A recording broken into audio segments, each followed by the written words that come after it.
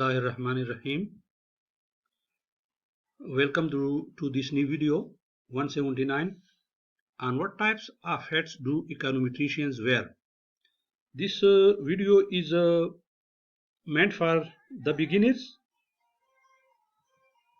Let me start with the reminder that if you haven't yet subscribed to my channel, kindly do subscribe to it, and do not forget to click on bell icon so that you can get timely notification about my new videos. Thank you. Uh, Let me pose a question. What is econometrics? It is surprising that there does not exist a generally accepted reply to this question.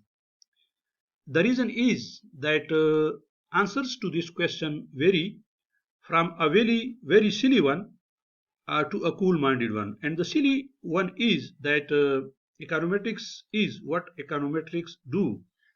And it varies from this silly to the state that is the cool-minded one, and it says that econometrics is the study of the application of statistical methods to analysis of economics phenomena with sufficient disagreements to warrant an entire journal article devoted to this question. There is a whole bunch of discussion on this question in Tinter 1953. If you are interested, you may read this article. This is very important. Now, what are the various kinds of the hats that econometricians wear?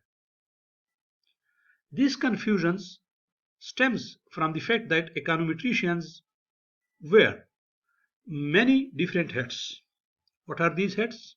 Number one, econometricians are economists, so they wear this hat, and they are capable of utilizing economic theory to improve their empirical analysis of the problems they address. Econometricians also wear the hat of mathematicians who formulate economic theory in such a way that make it appropriate for statistical testing. That is, they express the economic relationships in terms of mathematical equations and mathematical functions. Sometimes econometricians may also be thought of as accountants, and they are concerned with the problem of finding and collecting economic data and relating theoretical economic variables to observable ones. So they are economists, they are mathematicians, they are accountants, but not only these. Econometricians are also applied statisticians, and they spend a lot of time on computer trying to estimate economic relationships or predict economic events. In addition, they also serve as theoretical statisticians, and they apply their skills to the development of statistical techniques appropriate to the empirical problems characterizing the science of economics. So, as I discussed, econometricians wear a number of hats. They wear the hat of economists, they wear the hat of mathematicians, they wear the hat of accountants, they wear the hat of applied statisticians, they also wear the hat of theoretical statisticians. And it is to the last of these roles that the term econometric theory applies.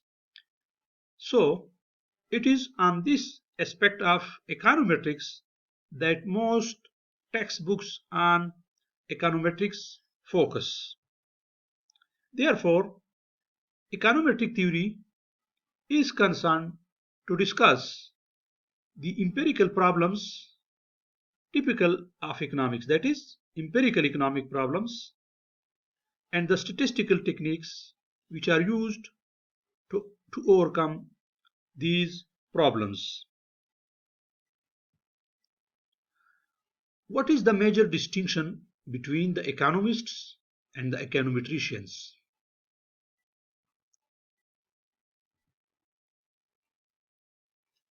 If you make a thorough investigation on the study of economics and econometrics, a major distinction between these two groups is that the econometricians are concerned with the disturbance term.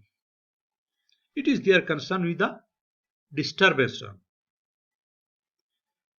An economist, for example, may specify the consumption function of income, and they have written it as C is function of Y, where C is consumption expenditure and Y is income or disposable income. So this is how economists will define a consumption function. If you look at this definition in this form, that is mathematical function, it says that consumption is exclusively dependent on income and nothing else. But if you look at the role of econometrics, an econometrician will claim that this relationship is incomplete. It must also include a stochastic error or a disturbance term that may alter the equation to read like this. So the main difference between the economist way of explaining functions is this compared to the one specified by econometrician as this, and that is C is equal to f of y plus epsilon. That is the econometrician function includes a disturbance term epsilon or mu I or ui or whatever, which represents the disturbance term. Without the disturbance term, this relationship is said to be exact or deterministic, or it's a kind of mathematical relationship. However, if we introduce the disturbance term as in this function, then it is said to be stochastic, and this is what the econometrician focuses their attention on, that they introduces this disturbance term in explaining economic relationship like this. Now what does this mean? What does this stand for? This disturbance term stands for.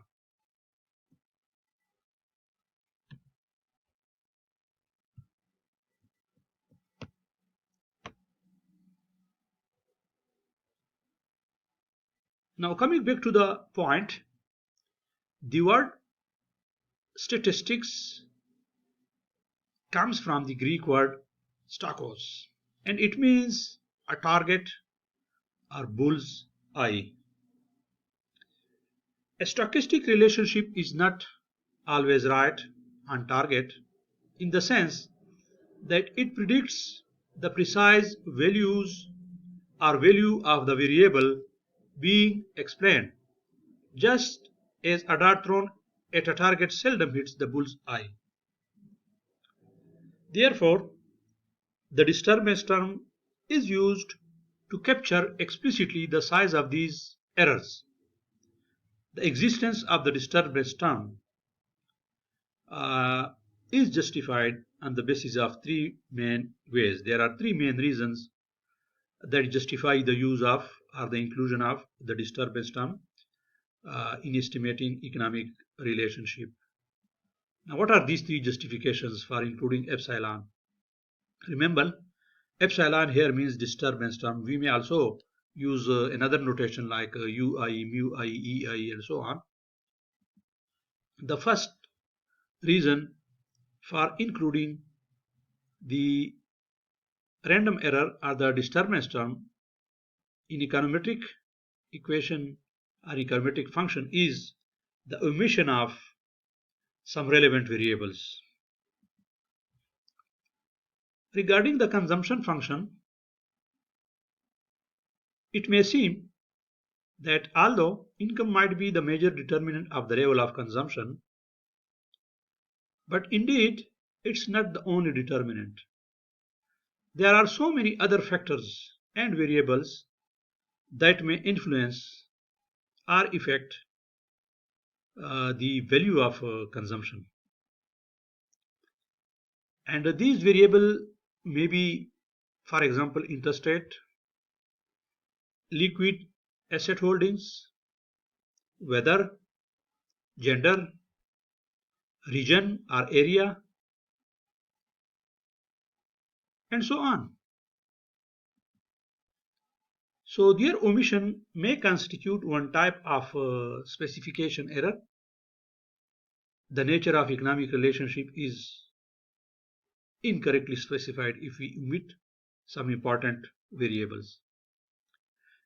And in addition, there may be some innumerable less systematic influences. For example, weather variations, taste and preference changes, earthquakes, pandemics like the present one, COVID-19, and the postal strikes, and so on. So, although some of these variables may have a significant impact on consumption and thus should definitely be included in the specified relationship, many have only a very slight, irregular, and less influence. The disturbance term is often viewed as representing the net influence of a large number of such small and independent variables, and therefore the econometricians are right to justify the inclusion of the error term in the econometric relationships. The second reason for including the use of the disturbance term is measurement error. It may be the case that the variable being explained cannot be measured accurately, either because of the data difficulties or because it is inherently unmeasurable and a proxy variable must be used instead. The disturbance term can in these circumstances be thought of as representing this measurement error. The third reason for including the disturbance term is human indeterminacy or randomness of human behavior.